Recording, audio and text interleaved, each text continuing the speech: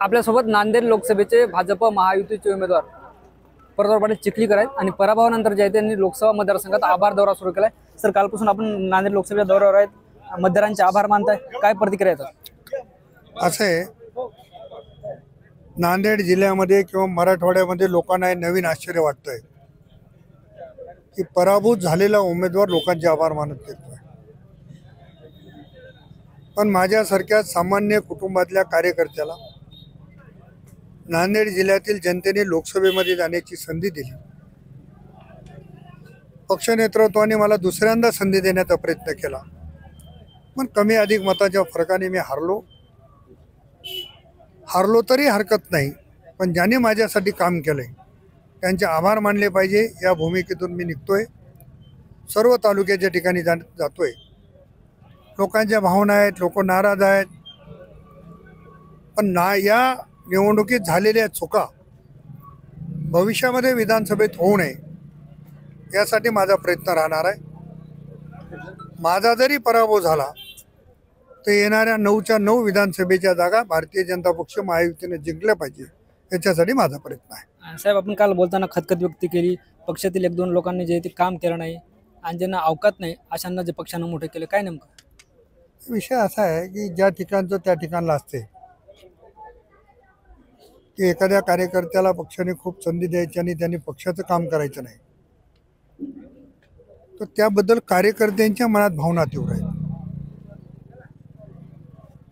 म्हणून जे कार्यकर्ते भावना व्यक्त करतात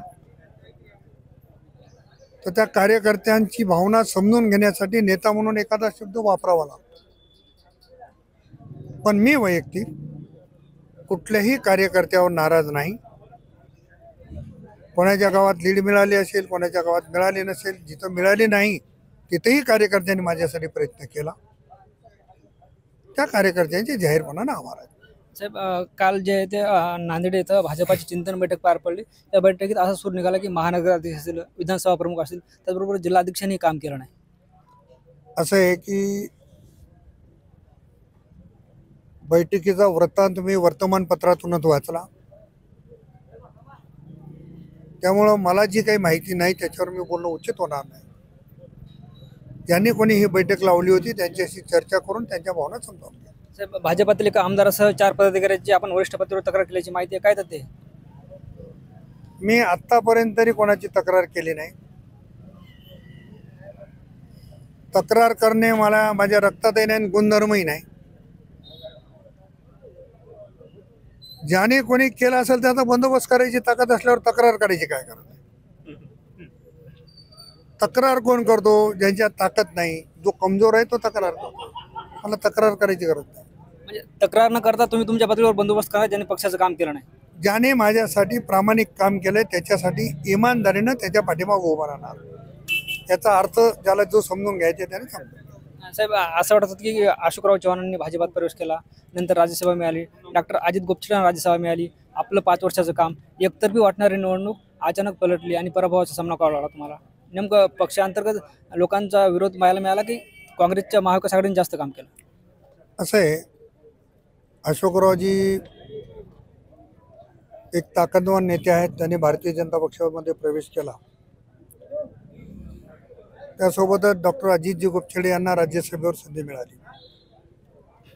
स्वाभाविक आहे जिल्ह्यामध्ये असं वाटणं की जिल्ह्याला 3-3 खासदार मिळत आहेत, त्यामुळे ही निवडणूक अगोदर एकतर्फी वाटत होती, परंतु दुर्दैवाने तशी झाली नाही। आता याच्यामध्ये कोण कमी पडलं, कोण जास्त काम केलं, कोण कमी काम केलं, कोणाच्याबद्दलची नाराज होती, हे काही माझं तपासण्याचं काम नाही, पक्ष पातळीवर त्याचा निर्णय होईल। पण ज्यांनी माझ्यासाठी कमी अधिक काम केलं असेल त्या सर्वांचे मनापासून मी ऋण निर्देश व्यक्त करण्यासाठी फिरतो। साहेब, आपण लोहा कंधारमधून आमदार राहिलेत, भविष्यात जर पक्षानं भोकरमधून संधी दिली तर मैदानात येणार? भारतीय जनता पक्षाच्या नेत्यांनी जिथे कुठून मला संधी दिली किंवा जे मला काम दिले ते करायला मी तयार आहे।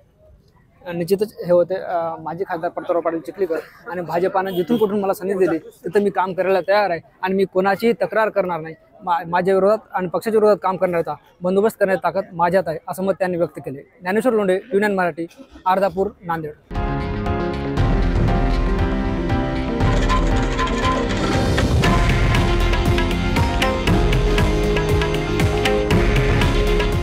आहे देशातील नंबर 1 न्यूज नेटवर्क आणि आपण पाहत आहात TV9 मराठी. काळजी तुमची, हित महाराष्ट्राचं.